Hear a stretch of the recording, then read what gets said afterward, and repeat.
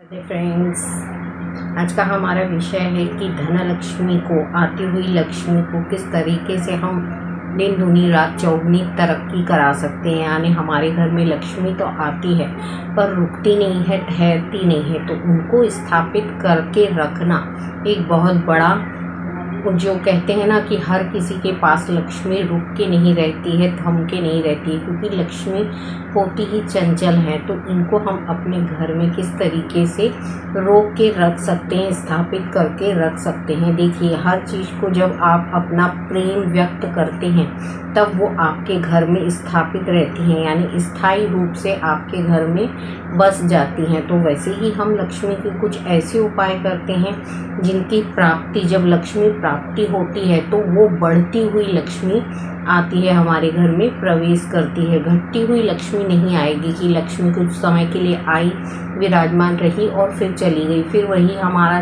Tension क्या होता है दिमागी कि कहाँ से हम पैसे लाएं और कहाँ से हम अपने घर की सभी चीज़ों को पूरा कर सकते हैं। तो कुछ ऐसे उपाय होते हैं जिनको करने से हमारे जीवन में बदलाव दिखते हैं और हमारी परेशानी और बाधाओं से हमें मुक्ति मिलती है। तो ऐसे ही कुछ उपाय हैं, कारगर उपाय हैं, जो शुक्रवार के दिन आप कर सकते हैं। क्या करना है, आपको 5 पान के पत्ते ले लेना है। ओम श्री महालक्ष्मी नमः, इस मंत्र को आपको 5 पत्तों पे लिख लेना है। 5 पत्तों पे जब इस मंत्र को आप लिख लेते हैं तो देखिए, आपको क्या करना है, शाम के समय जब भी आप प्रदोष काल का समय होता है, जब भी प्रदोष काल के समय में आप दिया लगाते हैं, अपने पूजा स्थल में पूजा करते हैं, उस समय इन 5 पत्तों को एक प्लेट में आपको रख लेना है जिस पे आपने मंत्र लिखा है। अब इसमें एक सुपारी आपको बीच में चावल का थोड़ा सा ये लगा लेना है, चावल रखना है, उसके ऊपर एक जो सुपारी है, सेगी सुपारी, उसको आपको रख देना है।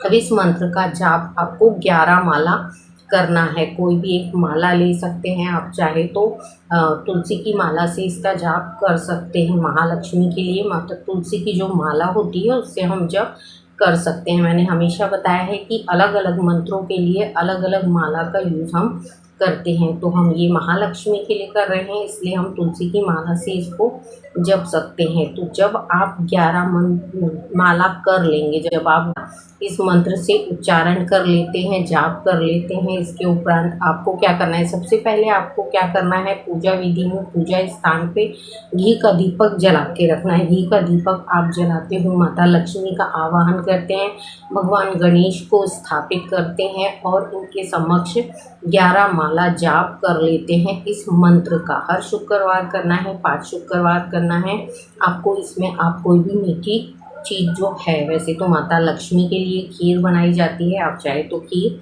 बना सकते हैं। तो इसमें आपको खीर का प्रसाद लगाना है, माता लक्ष्मी को भोग लगाना है, शाम के समय में इनकी आरती करना है। जब 11 माला इनकी जप लेते हैं आप, इनकी पूजा अर्चना कर लेते हैं, इनसे विनती प्रेयर प्रार्थना कर लेना है कि हमेशा बढ़ती हुई लक्ष्मी के रूप में आप हमारे घर में प्रवेश करिए। तो इस तरीके से जब आप पूजा अर्चना उपासना कर लेते हैं, प्रेयर और प्रार्थना कर लेते हैं, तो आपकी जो प्रार्थनाएं होती हैं इस समय में, जो प्रदोष काल का समय होता है, इस समय में ये पूरी करती हैं। देखिए, कोई भी चीज़ को आप उस समय पे कर रहे हैं जिस समय वो मिलने वाली होती हैं। तो प्रदोष काल का समय ही होता है पूजा अर्चना उपासना करने के लिए। जब आप इनको करते हैं, 5 शुक्रवार जब आप कर लेते हैं, एक शुक्रवार हुआ आपने रात भर इसको रखे रहने देना है। जाप 11 माला ही हर शुक्रवार आपको करनी है। 11 माला का इस मंत्र से आपको जाप करना है। और ये श्री यंत्र जो है, इस तरीके का श्री यंत्र आपको बना लेना है एक कागज़ पे। इस श्री यंत्र को आपको पूजा स्थल में ही रखना है। उसके उपरांत जब 5 शुक्रवार आपके हो जाते हैं तब इसको उठा के आपको अपने गले में रख लेना है या फिर अपने पर्स में आप रख सकते हैं। ये जो यंत्र है माता लक्ष्मी को लेकर आता है, यानी माता लक्ष्मी बढ़ते हुए कदमों से हमारे घर में प्रवेश करते हैं। कुछ ऐसे जो मंत्र होते हैं जिनके उच्चारण मात्र से हमारे घर में बदलाव और परिवर्तन देखने को मिलते हैं। तो ये ऐसे छोटे छोटे उपाय होते हैं जिनको हम करते हैं। जैसे 5 शुक्रवार मैंने आपसे कहा, 5 शुक्रवार में ही आपको ये बदलाव देखने को मिल जाएगा जब आप माता लक्ष्मी का आवाहन प्रदोष काल में करते हैं। क्योंकि ये जो समय होता है ये महादेव और माता पार्वती के आगमन का समय होता है। इनके साथ स्वयं लक्ष्मी माता हमारे घर में प्रवेश करते हैं। जब हम धूप दीप जला के इनका आवाहन करते हैं, भगवान गणेश और माता लक्ष्मी की पूजा अर्चना उपासना करते हैं, मंत्रों का उच्चारण करते हैं, तो इससे हमारे घर में एक सकारात्मक ऊर्जाएं उत्पन्न होती हैं। सकारात्मक ऊर्जाओं के साथ हम उनका जो प्रेयर प्रार्थना करते हैं, तो ये प्रदोष काल में हमारी प्रेयर और प्रार्थनाएं बहुत जल्द पूरी होती हैं। मैंने आपको 2 समय बताए हैं। देखिए, वैसे तो आप 3 समय देख सकते हैं। एक ब्रह्म मुहूर्त में उठ के जो भी आप मांगते हैं, प्रकृति के साथ, नेचर के साथ जुड़ के उनसे जो मांगते हैं, वो आपको जल्द से जल्द मिलता है और आपकी मनोकामनाएं पूर्ण होती हैं। दूसरा है प्रदोष काल, जब शाम के समय प्रदोष काल में आप पूजा अर्चना उपासना करते हैं, विनती प्रेयर और प्रार्थनाएं करते हैं, तो आपकी इच्छाएं बहुत जल्द पूरी हो जाती हैं। इसके अलावा मैंने आपको बताया 9 से 9:15 के बीच का समय जो होता है वो मनोकामना पूर्ति का समय होता है।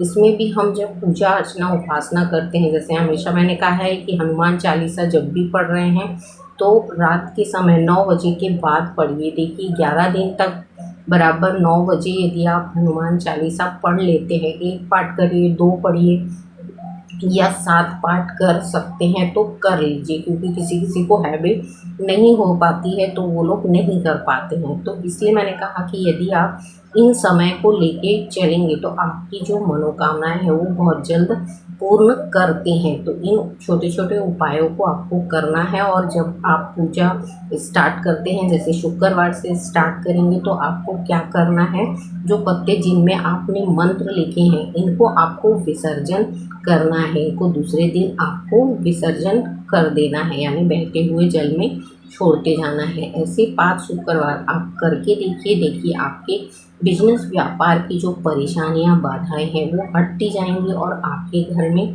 धन लक्ष्मी प्रवेश करना शुरू होगी। तो आज के वीडियो में इतना ही। अगले वीडियो में फिर मैं मिलूंगी। तब तक के लिए राधे राधे।